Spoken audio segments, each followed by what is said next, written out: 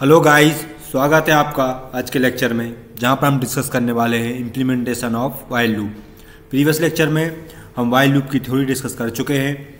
अगर आपने हमारा प्रीवियस लेक्चर नहीं देखा है तो एक बार जरूर देख लीजिएगा, लिंक आपको वीडियो डिस्क्रिप्शन में मिल जाएगी। आज हम देखेंगे कि वाइल लूप को इम्प्लीमेंट कैसे करते हैं, प्रैक्टिकल व्यू देखने वाले हैं। तो चलिए स्टार्ट करते हैं आज का लेक्चर। तो यहाँ पर हम सिंपल प्रोग्राम से स्टार्ट करेंगे। सबसे पहले मैं सिंपल आपको एक टेबल प्रिंट करा के दिखाऊंगा वाइल लूप की हेल्प से। ये वाला प्रोग्राम मैंने जब आपको थ्योरी बताई थी तब भी वहाँ पर बताया था, सिमुलेशन के फॉर्म में बताया था। आज हम इसको इम्प्लीमेंट के फॉर्म में भी देखेंगे। तो सबसे पहले इम्प्लीमेंट करने के लिए मैं देवसी ओपन कर लेता हूँ।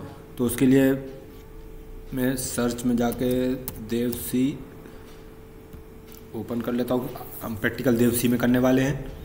उसके बाद मैं फाइल में जाके न्यू सोर्स स्टार्ट कर लेता हूँ। अब फाइल मेरे पास आ चुकी है।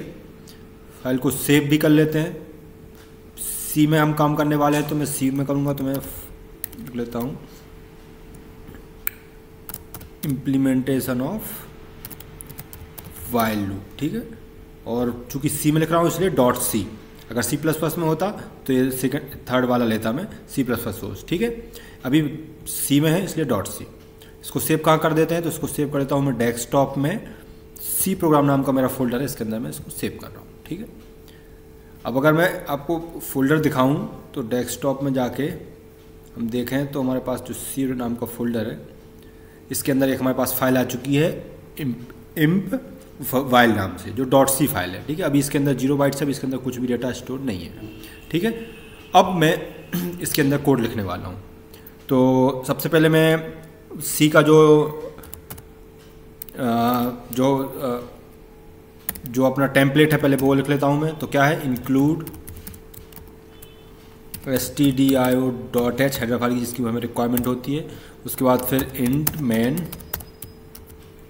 और उसके बाद फिर ब्रैकेट ओपन करके क्लोज कर लूँगा मैं, और रिटर्न 0। ये मेरा टेम्पलेट है, मैंने सी का लिख लिया है यहाँ पर, ठीक है। मैंने आपको एक बार स्टार्टिंग में भी बताया था कि जब भी हमें सी में कोई प्रोग्राम बनाना है तो हम हमेशा ये इतना तो लिख ही लेंगे, उसके बाद फिर सोचेंगे कि हमें कोड में क्या करना है, ठीक है। तो ये मेरा हो चुका है। अब इसके बीच में मैं कोड लिखने वाला हूँ, ठीक है। तो अब चूंकि सपोज फॉर एग्जांपल के लिए मुझे कोड लिखना है, मैं क्या चाहता हूँ, मैं हेलो वर्ल्ड प्रिंट कराना चाहता हूँ मल्टीपल टाइम्स। तो मैं क्या करूँगा, प्रिंट एफ का यूज़ करूँगा, क्योंकि प्रिंट एफ जो है वो डिस्प्ले करने के लिए यूज़ होता है। तो मैंने लिखा हेलो वर्ल्ड, ठीक है। स्लैश एन न्यू लाइन के लिए मैंने यहाँ पे लिख दिया है, ठीक है। उसके बाद फिर मैं इसी को बार बार प्रिंट करना है, तो मैं इसको कॉपी करके यहाँ पे बार बार पेस्ट कर देता हूँ। 4 टाइम्स करना था सपोज, ये रहा। अब मैं इस प्रोग्राम को सेव करूँगा। पहले सेव कैसे करूँगा, फाइल में जाके सेव, तो सेव हो चुका है। कंट्रोल एस की हेल्प से भी मैं सेव कर सकता हूँ। अब मैं इस प्रोग्राम को कंपाइल कराऊंगा तो ये 4 टाइम्स मुझे हेलो वर्ल्ड प्रिंट करके देगा। पहले एग्जीक्यूट में जाके कंपाइल की हेल्प से मैं कंपाइल करूँगा। यहाँ पे F9 भी प्रेस कर सकते हो। मैंने कंपाइल किया। अगर कोई एरर है तो एरर आ जाती है। एरर क्या है, वार्निंग एरर आई है। क्या एरर है वार्निंग क्या है, implicit declaration of printf, spelling mistake हो गई। आप देखिए PRINT होता है, प्रिंट एफ स्पेलिंग मिस्टेक है, तो वो सुधार लेता हूँ मैं, प्रिंट एफ, ठीक है। अब प्रोग्राम को वापस से कंपाइल करता हूँ सेव करके। ये मैंने कंपाइल किया है, ठीक है। 100% प्रॉपर कंपाइल हो चुका है, कोई भी एरर नहीं है। अब मैं इसको रन कराऊंगा तो कैसे, एग्जीक्यूट में जाके रन किया तो यहाँ पर जो है मेरा आउटपुट आएगा। ये आउटपुट स्क्रीन है मेरी। यहाँ पर आउटपुट आएगा 4 टाइम्स हेलो वर्ल्ड। देखते हैं, थोड़ा टाइम लगेगा। ये आ गया, hello world hello world hello world hello world. ये तो मैंने मैन्युअली प्रिंट किया है। पर अगर सपोज मैं इसको चाहूँ कि मुझे बार बार, क्योंकि अब सपोज मुझे 10 टाइम्स हेलो वर्ल्ड प्रिंट करना है तो मैं 10 टाइम्स थोड़ी लिखूंगा इसको, ये तो मैन्युअली हो जाएगा। तो मेरे पास दूसरा ऑप्शन होता है क्या, कि मैं इसको कैसे लिख सकता हूँ, मैं इसको लूप की हेल्प से भी लिख सकता हूँ। तो लूप कौन सा, सपोज मैं वाइल, कोई भी लूप लगा सकते हैं। मैं यहाँ पर वाइल लूप लगा रहा हूँ। तो वाइल लूप का हमारा सिंटेक्स क्या होता है, कंडीशन, ठीक है, और ब्रैकेट ओपन क्लोज। ये होता है हमारा वाइल लूप का सिंटेक्स। मैं वाइल लिखता हूँ, ठीक है। उसके बाद ब्रैकेट के अंदर कंडीशंस आती हैं और यहाँ पे आते हैं हमारे क्या, सिंटेक्स। तो मुझे जो भी स्टेटमेंट को मल्टीपल टाइम्स एग्जीक्यूट करना है वो मैं यहाँ लिखता हूँ। तो मुझे क्या करना है, मुझे हेलो वर्ल्ड को प्रिंट करना था मल्टीपल टाइम्स। तो मैं यहाँ पे एक प्रिंट एफ जो है लिख देता हूँ। मैं यहीं से कॉपी करके उसको यहाँ पेस्ट कर देता हूँ। ये प्रिंट एफ आ गया। इसको मल्टीपल टाइम्स प्रिंट कराना है मुझे, ठीक है। अब कितने टाइम्स प्रिंट करना है वो मैं कंडीशन की हेल्प से इस लूप को कंट्रोल करूँगा, ठीक है। तो मैं यहाँ पे जितने जो भी कंडीशन लगाऊंगा उतने टाइम्स मेरा लूप जो है वो प्रिंट करेगा इस प्रिंट एफ को। ठीक है, मैं ये हटा देता हूँ डेटा मैनुअल वाला, ये मैंने हटा दिया है। तो मैं यहाँ पे कंडीशन लगाने वाला हूँ। तो सपोज मैंने कंडीशन लगा दी कि i is less than is equal to 9। तो इनिशियली अब चूंकि i, अब इसमें जब भी हम सी में कुछ भी यूज़ करते हैं तो हमें बताना पड़ता है कि वो वेरिएबल क्या है। ये जैसे i लिखा मैंने, तो मुझे बताना पड़ेगा सीखो कि i क्या है। तो i क्या हमारा एक इंटीजर टाइप वेरिएबल है जिसकी इनिशियली वैल्यू मैं क्या कर देता हूँ 1 कर देता हूँ। तो अब देखिए i की वैल्यू 1 है, ठीक है, जो 9 से छोटी है। अंदर आ जाएंगे लूप के अंदर, हेलो वर्ल्ड प्रिंट हो जाएगा। फिर ऊपर जाएंगे, फिर i की वैल्यू को चेक करेगा, फिर प्रिंट, तो ये चलता रहेगा। तो i की वैल्यू तो हमेशा 1 रहेगी, 1 रहेगी, तो ये लूप हमेशा चलता ही रहेगा, कभी टर्मिनेट नहीं होगा। तो मुझे इस कंडीशन को टर्मिनेट करने के लिए i की वैल्यू को इंक्रीमेंट भी करना पड़ेगा। वो कैसे करूँगा मैं, i equal to i plus 1। तो यहाँ पे क्या होगा, i की वैल्यू 1 होगी तो उसके लिए प्रिंट एफ हेलो वर्ल्ड चल जाएगा। उसके बाद फिर ये अपडेट करेगा i की वैल्यू 1 को कितने में कर देगा, 2 में, फिर ये चलेगा और इस तरीके से क्या करता रहेगा जब तक कि i की वैल्यू 9 नहीं हो जाती है, प्रिंट करता रहेगा। देखते कैसे, ये मैं एग्जीक्यूट पे जाता हूँ। मैं इस थर्ड वाले की हेल्प से कंपाइल रन दोनों एक साथ कर सकता हूँ, तो मैं वो कर रहा हूँ फिलहाल। आप अलग अलग भी कर सकते हो। तो जैसे मैंने किया तो यहाँ पर आउटपुट स्क्रीन पर 9 टाइम्स जो है मेरे पास हेलो वर्ल्ड आ जाएगा। क्यों, क्योंकि i की वैल्यू 1 है और 1 से कहाँ तक जाएगी, 9 तक जाएगी। देखिए 9 टाइम्स हेलो वर्ल्ड आ गया। आपको चेक करना है कि i की किस किस वैल्यू के लिए हेलो वर्ल्ड आ रहा है, तो आप यहाँ पे कर सकते हो। अब मैं यहाँ पे लिख देता हूँ हेलो वर्ल्ड फॉर, यहाँ पे i की वैल्यू प्रिंट आ जाए तो मैंने कॉमा i लिख दिया। तो फॉर यहाँ पे मैं चाहता हूँ i की वैल्यू प्रिंट हो, जहाँ पे आप चाहते हो i की वैल्यू प्रिंट हो वहाँ पे %d। %d क्यों, जब भी आप वेरिएबल की वैल्यू प्रिंट कराते हैं तो उसके लिए हमें क्या करना पड़ता है, वो वेरिएबल के लिए हमें उसका फॉर्मेट स्पेसिफाई लगता है। और i किस टाइप का वेरिएबल है, i चूंकि इंटीजर टाइप का वेरिएबल है इसलिए इसका फॉर्मेट स्पेसिफायर क्या होगा, %d। अगर कैरेक्टर टाइप का होता तो इसका स्पेसिफायर होता क्या, %c। तो हर एक डेटा टाइप के लिए जो है फॉर्मेट स्पेसिफायर अलग होता है। वो मैं आपको ऑलरेडी लेक्चर्स, एक फॉर्मेट स्पेसिफायर का लेक्चर था उसमें मैं पढ़ा चुका हूँ, आप उसे देख लीजिएगा। ठीक है, फिलहाल हम बात कर लेते हैं कि i हमारा इंटीजर टाइप है तो उसके लिए फॉर्मेट स्पेसिफायर क्या है हमारा, %d।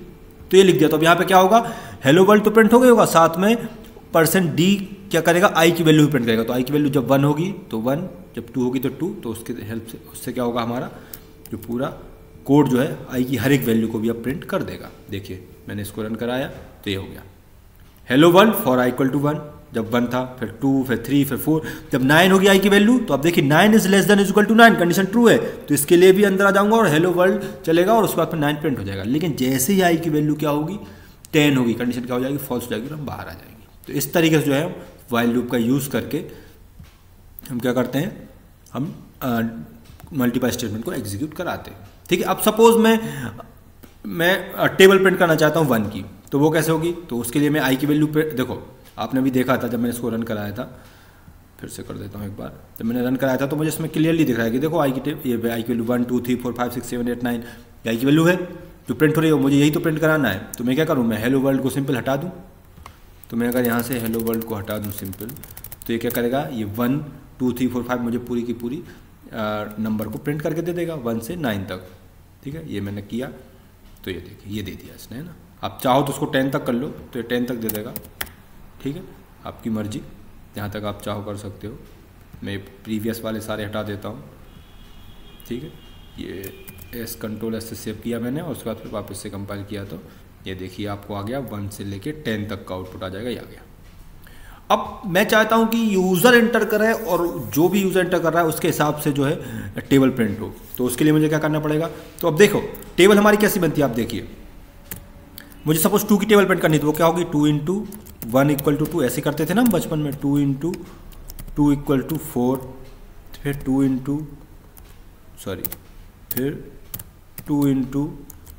3 equals to 6। तो ये हमारी टेबल होती थी। मतलब ये 1 2 3 में मुझे क्या करना है, जिसकी टेबल प्रिंट करनी है उसका मल्टीप्लाई करना है, बस इतना करना है। तो मैं वो यहाँ पे कर देता हूँ। तो मैं क्या करता हूँ पहले, लेकिन प्रिंट टेबल किसकी प्रिंट करनी है पहले यूज़र से वो तो मांग लूँ। तो उसके लिए क्या करना पड़ता है, उसके लिए हम क्या करते हैं, printf की हेल्प से मैसेज डिस्प्ले कराएंगे कि इंटर एनी इंटीजर नंबर। ठीक है, यूज़र को पता चलना चाहिए उसे क्या करना है, इंटीजर नंबर। ये मैंने क्या किया, ये इंटर एनी इंटीजर नंबर, ये मैंने मैसेज प्रिंट करा दिया। तो इससे यूज़र को पता चल जाएगा। तो यूज़र को पता चलेगा कि उसे कोई एक नंबर इंटर करना है। अब वो कोई नंबर इंटर करेगा तो उसे रिसीव भी तो करना पड़ेगा।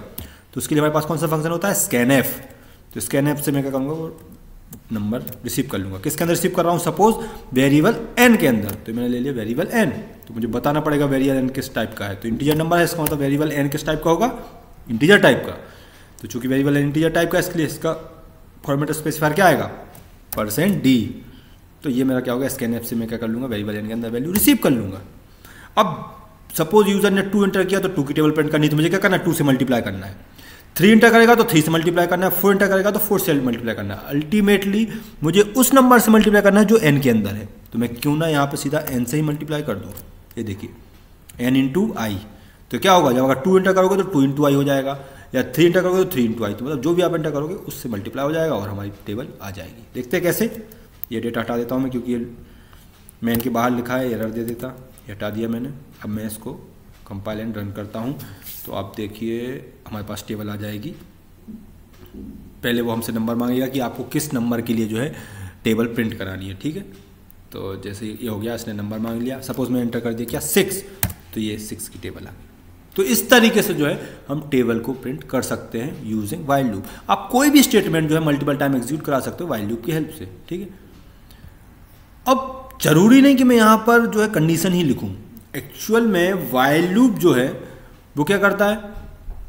व्हाइल लूप यहाँ पर जो है इसे इवेल्युएट करता है और ये देखता है कि इसकी वैल्यू क्या है। तो अगर कंडीशन ट्रू होती है तो वो यहाँ पर 1 रिटर्न कर देता है, और कंडीशन फॉल्स होती है तो यहाँ पर वो 0 रिटर्न कर देता है। इसका मतलब क्या होगा? जब भी 0 आएगा इसके यहाँ पे, तो इसका मतलब क्या है? उसका मतलब फॉल्स है।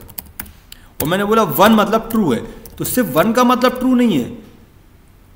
एनी नॉन जीरो वैल्यू, कोई भी नॉन जीरो वैल्यू अगर यहाँ पर आती है, कोई भी नॉन जीरो वैल्यू आती है अगर कोई, तो उसका मतलब क्या होगा? हमेशा ट्रू होगा।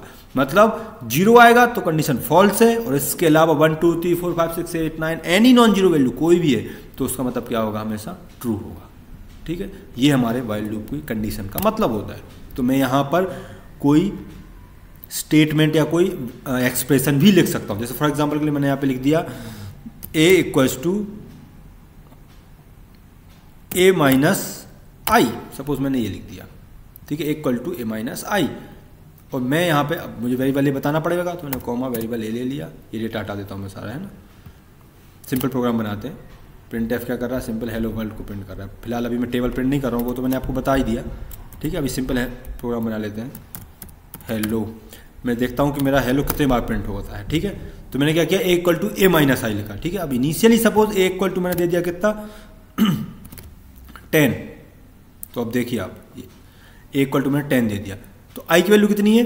1 है। ये भी हटा देता हूँ मैं, कोई अपडेट नहीं कर रहा हूँ। देखो मैं कोई अपडेट नहीं कर रहा, तो i की वैल्यू इनिशियली क्या है? 1 है। तो a में से क्या होगा? 1 माइनस होगा, ठीक है। तो कितना बचेगा? 9, और a में 9 आ जाएगा। तो 9 मतलब non zero value, condition true होगी तो अंदर आ जाएंगे।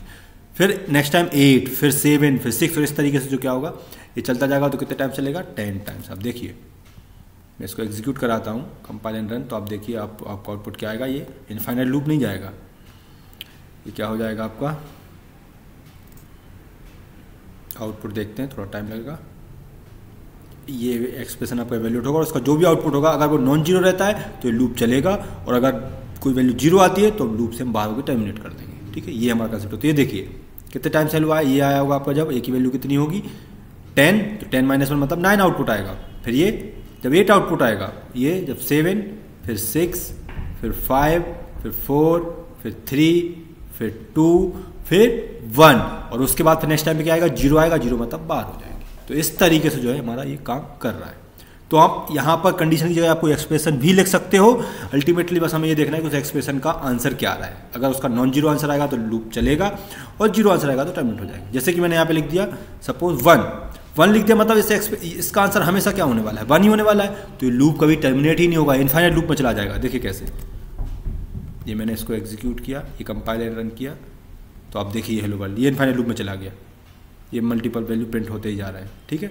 तो मुझे इसे टर्मिनेट करना पड़ेगा, ये ऑटोमेटिक टर्मिनेट नहीं होगा। और अगर मैंने इसके अंदर 0 लिख दिया तो 0 मतलब क्या होता है? 0 का मतलब फॉल्स। तो क्या होगा? आपका प्रोग्राम कंपाइल होकर रन हो जाएगा, पर आउटपुट कुछ नहीं आएगा। क्यों? क्योंकि आप लूप के अंदर गए ही नहीं। जैसे ही उसने इसको पढ़ा है 0 मतलब कंडीशन फॉल्स, और वो बाहर आ जाएगा और आपका प्रोग्राम टर्मिनेट हो गया। तो अगर आप इसके अंदर यहाँ 0 लिखोगे तो कंडीशन फॉल्स मानी जाएगी, और नॉन जीरो मतलब कुछ भी हो सकता है। मैंने लास्ट टाइम 1 लिखा था, मैं सपोज 4 लिख देता हूँ, तो 4 मतलब नॉन जीरो वैल्यू, तो इसको वो क्या करेगा? इनफाइनाइट लूप चलाएगा। देखिए आप, ये देखो इनफाइनाइट लूप आ गया। तो कहने की बात ये है कि यहाँ पर आपकी क्या वैल्यू आएगी उससे फ़र्क पड़ता है कि वाइल लूप आपका चलेगा कि नहीं चलेगा। अगर आप फ़र्क नहीं पड़ता कि आप यहाँ पे कंडीशन लिख रहे हो कि एक्सप्रेशन लिख रहे हो, क्या लिख रहे हो, आप कुछ भी लिख सकते हो। उसके एग्जीक्यूट होने के बाद अगर यहाँ पर नंबर नॉन जीरो आता है तो आपका लूप चलेगा, और अगर नंबर जीरो आ जाता है तो आप लूप से टर्मिनेट हो जाओगे। ठीक है, जैसे मैंने सपोज यहाँ पर लिख दिया क्या, प्रिंटफ। ये थोड़ा टेक्निकल क्वेश्चन हो जाता है आपको, इस तरीके के क्वेश्चन जो है ये इस तरीके के क्वेश्चन आपके आ जाते हैं, प्लेसमेंट में आते हैं। अब देखिए अब इसका आउटपुट क्या होगा, तो बहुत अभी इसमें स्टूडेंट कंफ्यूज हो जाते हैं। देखो प्रिंटफ चलेगा सबसे पहले, तो प्रिंटफ क्या प्रिंट करेगा, हाय। और मैंने बताया था, जब मैंने प्रिंटफ फंक्शन बताया था तो मैंने बताया था कि प्रिंटफ अपनी जगह हमेशा क्या करता है, कितनी नंबर ऑफ वैल्यू कैरेक्टर उसने प्रिंट करें आउटपुट स्क्रीन पर, वो अपनी जगह छोड़ देता है। जब ये चलेगा तो वो हाई प्रिंट कर देगा, और अपनी जगह क्या डिस्प्ले क्या छोड़ देगा, 2, H और I। कितने कैरेक्टर प्रिंट कराया उसने, 2 कैरेक्टर प्रिंट कराया, तो अपनी जगह क्या छोड़ देगा, 2 छोड़ेगा तो क्या होगा, 2 छोड़ेगा तो कंडीशन क्या हो जाएगी, ट्रू हो जाएगी। ट्रू हो जाएगी तो आप अंदर आओगे और क्या हो जाएगा आपका प्रिंटफ हेलो, ये भी चलेगा। और ये जो है कंटिन्यूसली चलता ही रहेगा, कभी टर्मिनेट ही नहीं होगा। मतलब hi hello hi hello hi hello आपका इनफाइनाइट लूप में आ जाएगा। देखिए आप इसका आउटपुट क्या हो जाएगा, इनफाइनाइट लूप, हाय और हेलो का इनफाइनाइट। ये देखो, और अगर मैं इसको ऐसे कर दूं, यहाँ पे कुछ ना लिखूं तो प्रिंटफ चलेगा, ऊपर आउटपुट स्क्रीन पे कुछ प्रिंट नहीं कराएगा। कुछ प्रिंट नहीं कराएगा तो अपनी जगह क्या छोड़ेगा, 0 छोड़ेगा तो कुछ प्रिंट नहीं होगा, हेलो बाहर आ जाएंगे आप। तो इस आउटपुट, इस प्रोग्राम का आउटपुट नथिंग, कुछ नहीं आएगा।